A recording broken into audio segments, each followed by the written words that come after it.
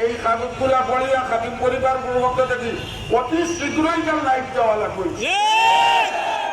2 নম্বর কথা, এই কিছু কথা বলে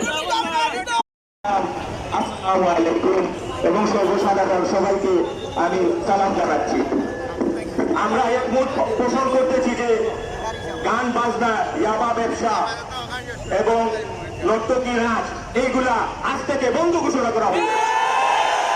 আজ থেকে আর কোনোদিন পবিত্র উরুজ উপলক্ষে গান বাজনা, নর্তকী নাচ এইসব আর মাঝারে হবে না।